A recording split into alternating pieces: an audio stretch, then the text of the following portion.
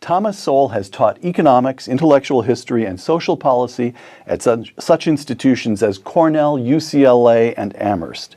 The author of more than a dozen books, Dr. Sowell is now a senior fellow at the Hoover Institution. His latest work, a new edition, the 5th edition of his classic work, Basic Economics. Tom Sowell, welcome. Thank you. Why it is a point of pride with you that this book does not contain charts and graphs and calculus and regression analyses. Why is that important to you? Because I want people to read it. and if you make it unreadable, they're not going to read it. 2 sentences from Basic Economics. Life does not ask us what we want. It presents us with options. Why would you put those 2 sentences in the introduction to an economics text? Because so many people, when they think about economic issues, act as if we have a sort of a whole rainbow of options out there, and that we can just pick a little bit here and a little there and so forth. And no, the options that we have are usually much more limited, and we have to realize that whatever we do will be within those constraints.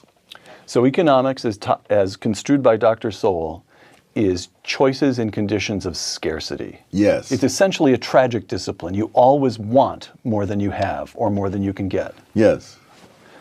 You're happy. I was expecting a little pushback here, but you're happy to call it the dismal science. No.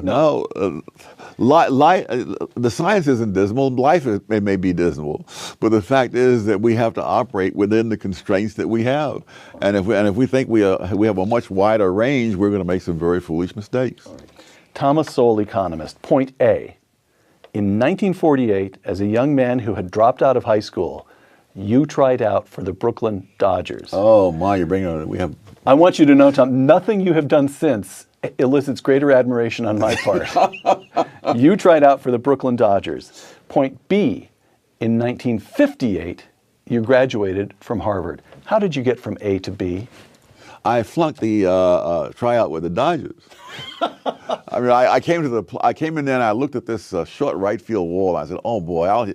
And there was an old building behind the wall with, abandoned. I said, "Well, I'll hit a few through those windows." And then I learned that the Dodgers gave you a fielding test first, and only those who passed the fielding test got the bat. All right. I salved my feelings by reminding myself that they lost Johnny Mize doing that. All right. But 1948, you're a kid who's been grown up substantially in Harlem. Mm-hmm. You went to a good high school, but you were forced to drop out. And 10 years later, you graduate from Harvard University. What is the chain of events that leads somewhere along the way, somebody discovered that young Thomas Sowell was a very bright kid? How did this happen? Actually, nobody discovered that. I just persisted. At some point, I decided I would apply to Harvard. Had I known then what I know now, I would have realized the odds were hopelessly against it. But fortunately, since I didn't know, I went ahead, and that's it. And the degree with which you graduated from Harvard University was a degree in economics. Yes. So that interest in economics declared itself early in your life. How? It was a subject in which I did the best. I mean, it was a no-brainer. Economics, of all things, came easily to you, naturally to you? Yes, it made sense, which not everything taught at Harvard made sense at the time, or now. Okay. Now, you've also written that throughout your 20s, you were a Marxist. Yes. What did that to you? Was that Fair Harvard's work? No, heavens no. That was when I was 20 years old. That was when I first came across some stuff by Marx. And what he said seemed to explain the world around me. And one of the reasons is that, like many kids then and now, they don't really get any alternative explanation. And so it's like you have to have a candidate to beat a candidate. So what was, you grow up in Harlem, mm-hmm. You went to Howard before going to Harvard. Yes. So you're largely in a black world, an African-American world. When you say Marx explained the world around you, do you mean to say that he explained the world of segregation? No.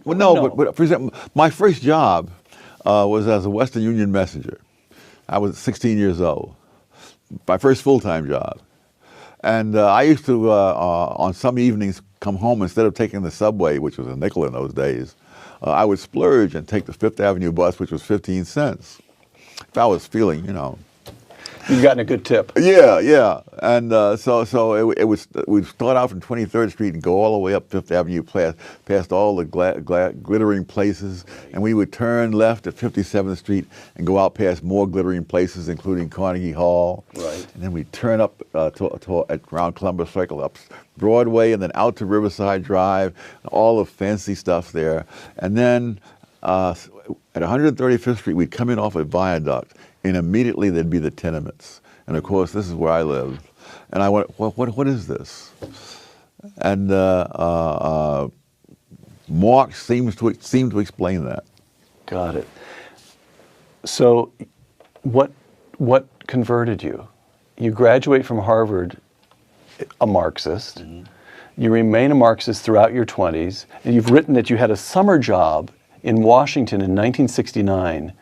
1960. 1960, I beg your pardon, in 1960, that helped to, or that just changed your views on economics. Well, explain that.